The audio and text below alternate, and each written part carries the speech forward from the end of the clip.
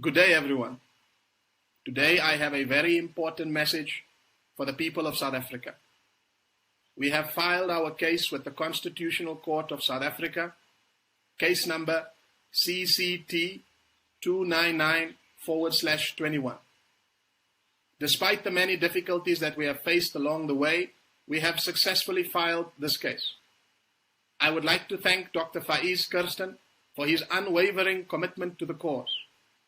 I would like to thank those more than 8,700 South Africans who have signed our petition and in so doing have become co-applicants to the case. I would like to thank those who have given us financial support. I would like to thank those who have prayed for our success. I would like to thank my wife for her loyal partnership, for her unwavering commitment to the cause of truth, of justice, and her service to God. Finally, and most importantly, I would like to thank God in whom we put all our trust. The case that we have brought to the Constitutional Court is against the President of South Africa, the South African Parliament, and the South African Reserve Bank. Now, what has the President done wrong? Why have we brought a case against him? Well, the President heard claims made by the Chinese government that there was a virus that broke out in Wuhan. And subsequently, the World Health Organization has declared an international or global pandemic. He followed suit. He declared a national disaster in South Africa.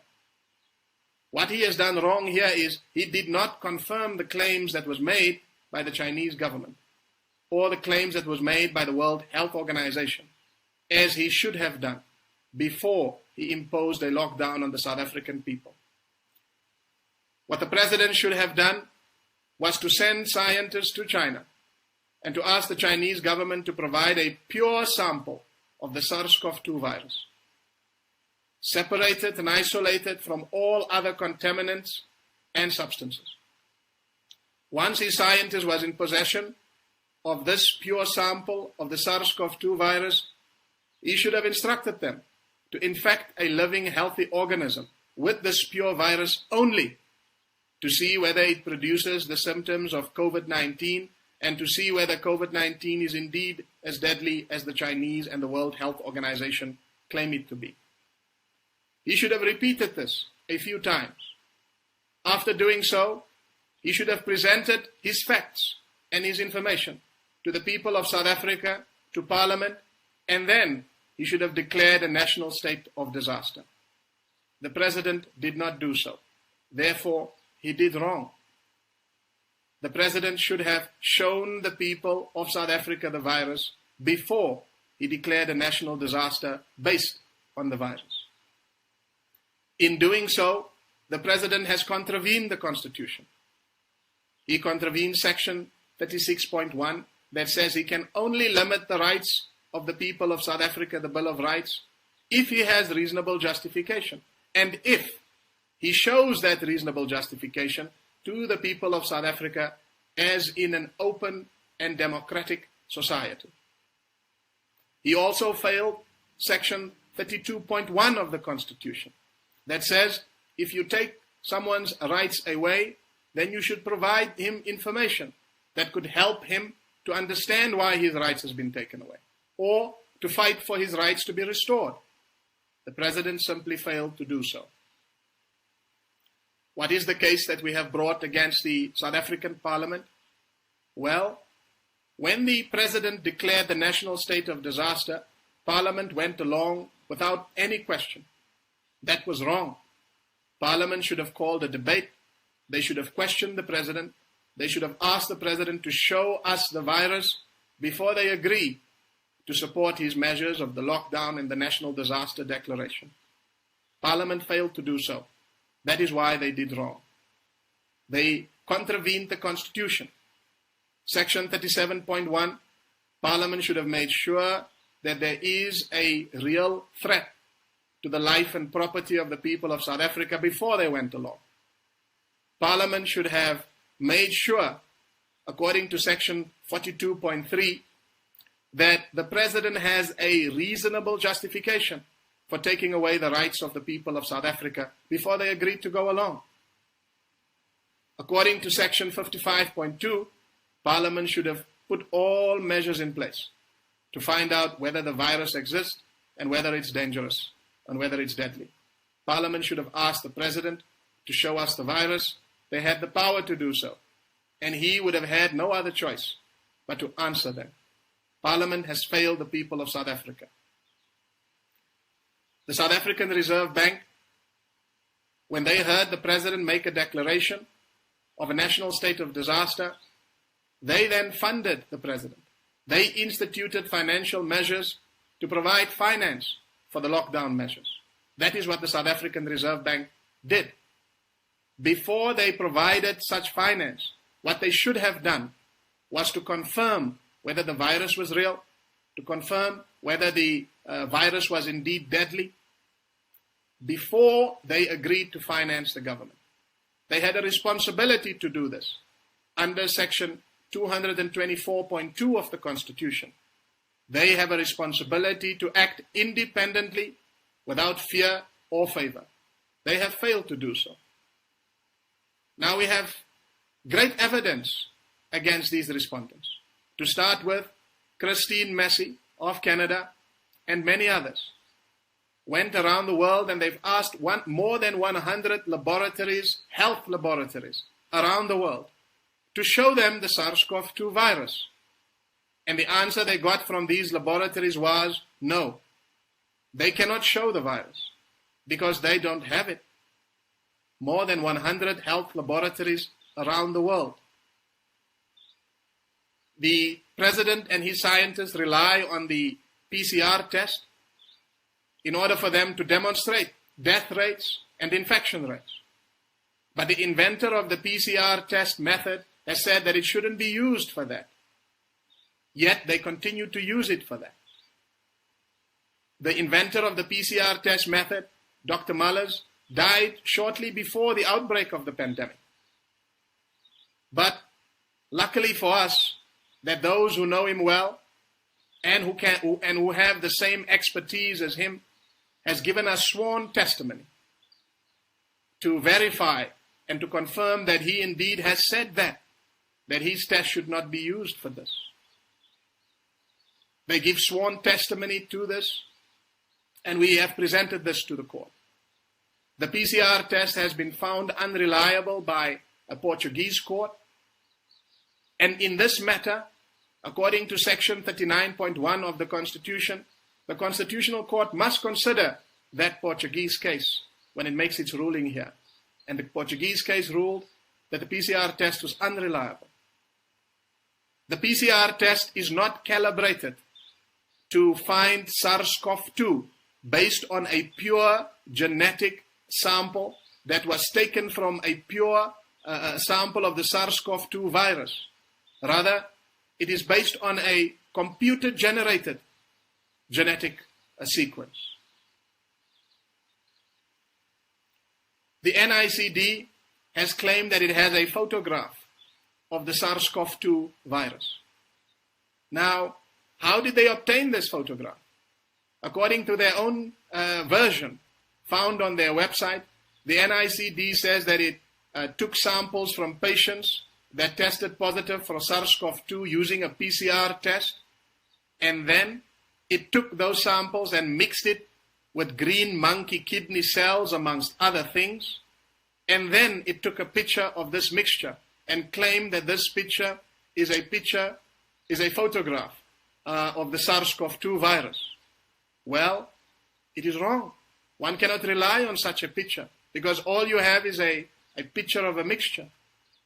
According to the Stuttgart High Court in Germany, it ruled that when you take samples that are supposedly from infected people of a virus and you mix it with green monkey kidney cells or any other thing, that you cannot rely on such identification of the virus, because how do you discount the green monkey kidney cells?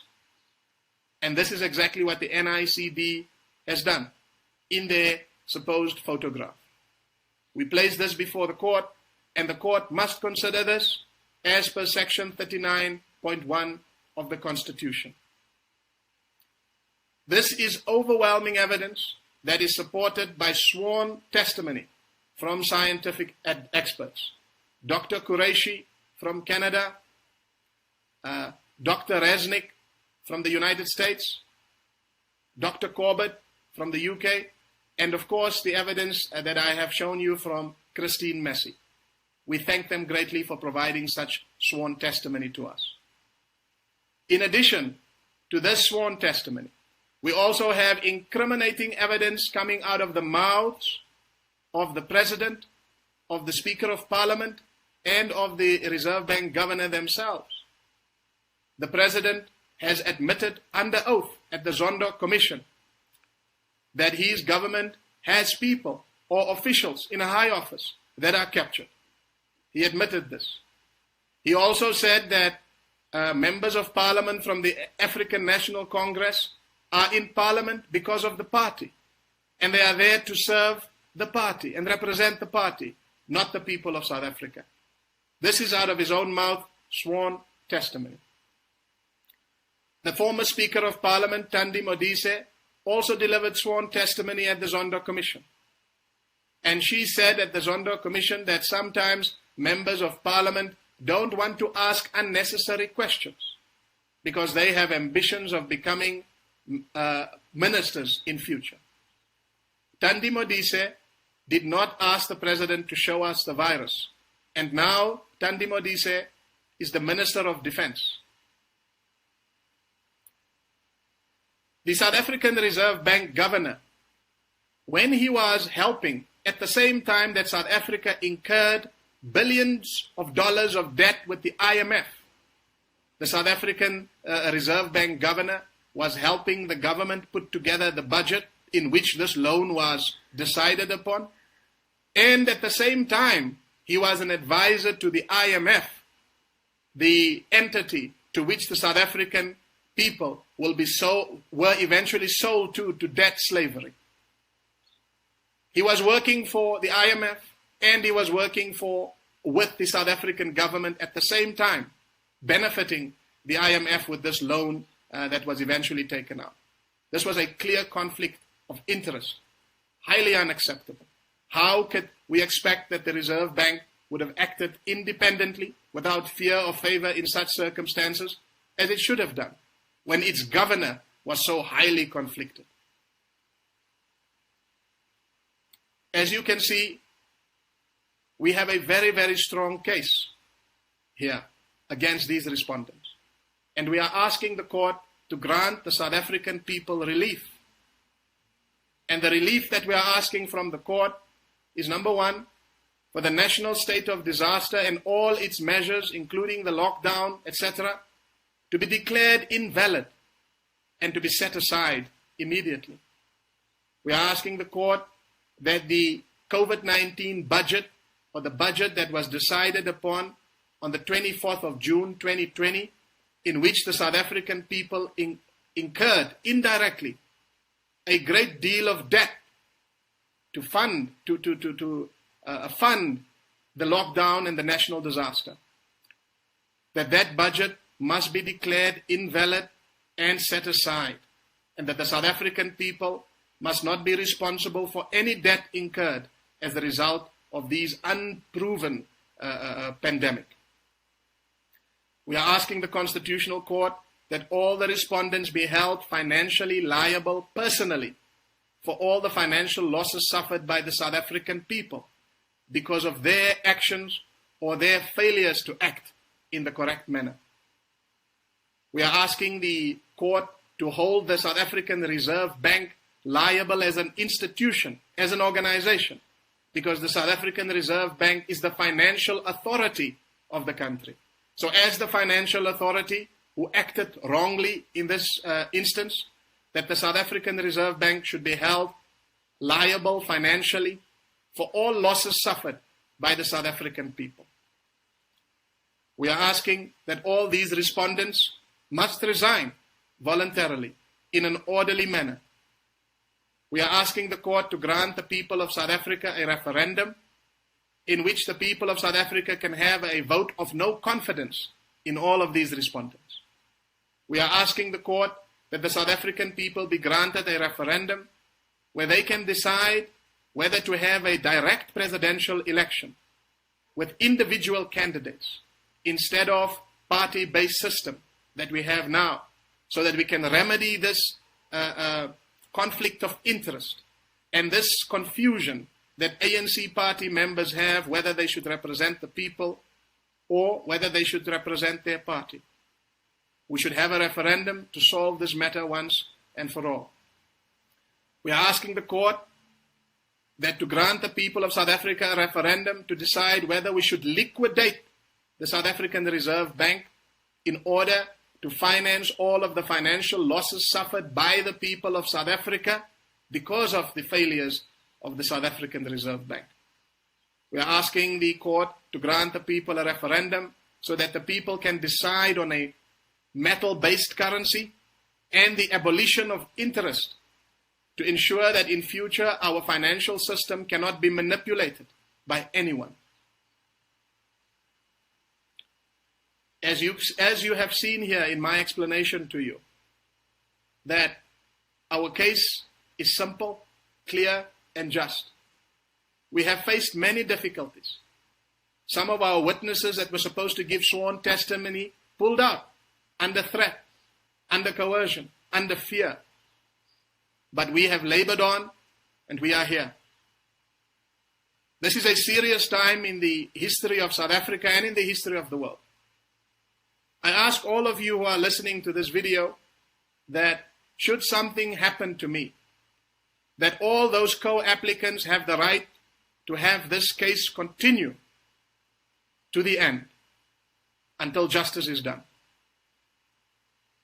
Please support our efforts. Please support our case. Please pray to God for our success. As I have said, our case is simple, our case is clear, and our case is just. Thank you very much.